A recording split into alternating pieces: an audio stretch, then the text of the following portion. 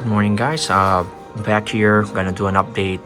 Just want to show the whole grow tent.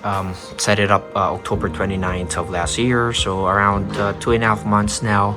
And so far, it's really showed its worth in terms of the ease of growing these plants, because again, I have consistent temperature, humidity, there's airflow, so I haven't seen any serious damage to the plants. I've been of course, definitely every day I've been checking the plants for any signs of infection or bacterial or fungal stuff, but so far there's none. Again, this grow tent has a misting system which turns on during the day every hour for 6 seconds. But this is about this plant here specifically, this video. This is the Philodendron Melanochrysum, and I did an unboxing, and let me grab this off here first. Okay, just be careful not to damage it. Alright, here we go. So yeah, Philodendron Melanochrysum, I did an unboxing. I received this plant on June 10th, and if you guys saw the unboxing when I received this plant and when I repotted this plant, then you guys will know that I only received a cutting. So it was the seller over at eBay had this for bidding, and the cutting was like maybe this size with only one leaf, and that's for like $15. I won the bid for $15, and at the time I was regretting it because it is expensive, and at the same time the risk of it dying or not growing is big because it's just a cutting. But at the same time, I want to be fair to the seller. I bid for it, I won, and you know, I still went through with the purchase. So when I received this plant, I'll show you a picture, really small, and then I let it root in lava rock, in water. There's lava rock to hold it in place, and then after 2 months, around August, it finally grew a second leaf, and then I can see really nice root growth. So I finally decided to repot it. That was August, and now it's January 21st, and you can see I have 1, 2, 3, 4, 5, and another leaf growing. So I would say at this point it's stable enough, it's adapted enough, and it's a success. It's true when they say online, even in carnivorous Philodendron Melanochrysum, that it's an easy to grow plant. It's still, at least at this point, I think it's not as rare as it was maybe a year ago, but still the prices is around like $30 to $60. Carnivoro sells this for like $30, but the leaves like 1 or 2 leaves, and it's small. But you know, I think I saved up a bit when I got this for $15, but again, the risks are high. So I just want to share with you guys how this plant is able to get to this point.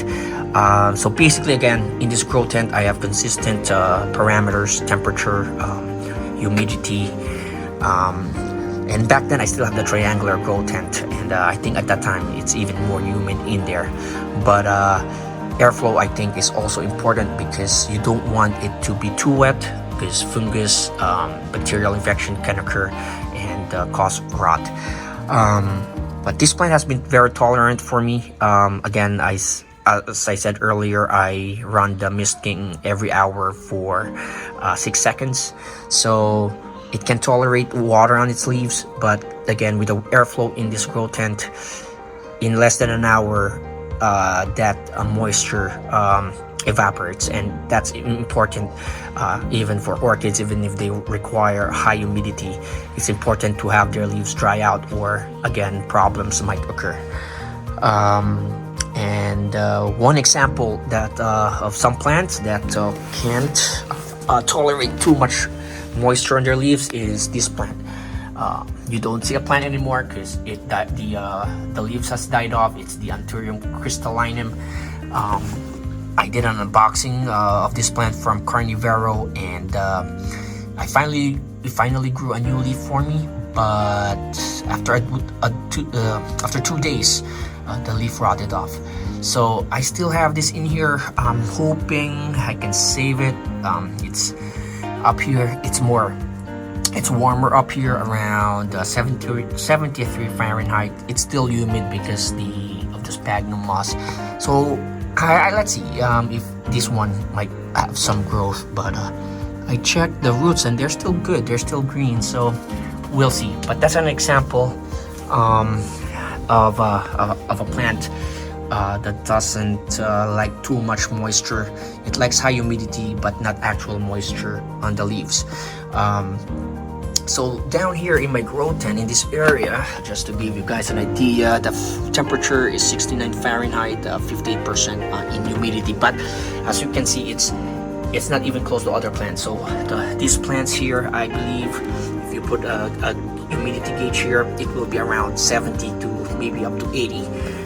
It will be more humid as there's more plants around it. So it was situated in that area. So I would say it's all consistently in the 70-80% humidity. As for temperature, again, so it's winter. Well, in Texas, it's not as cold as other places. So I've set up our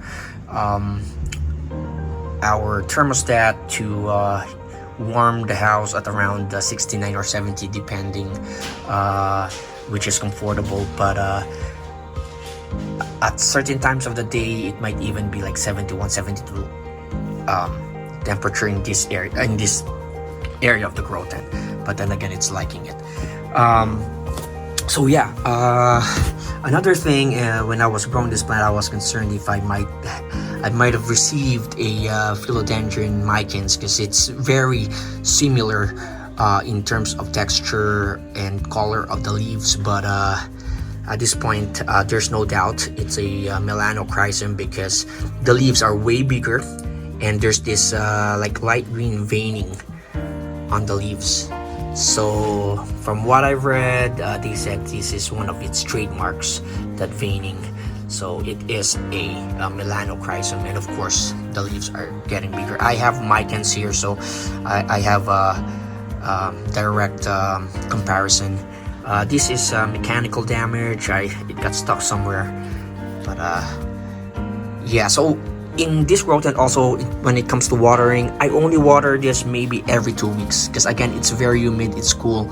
The soil here is always moist. So I just gauge it. I've always read with the tips and experienced growers,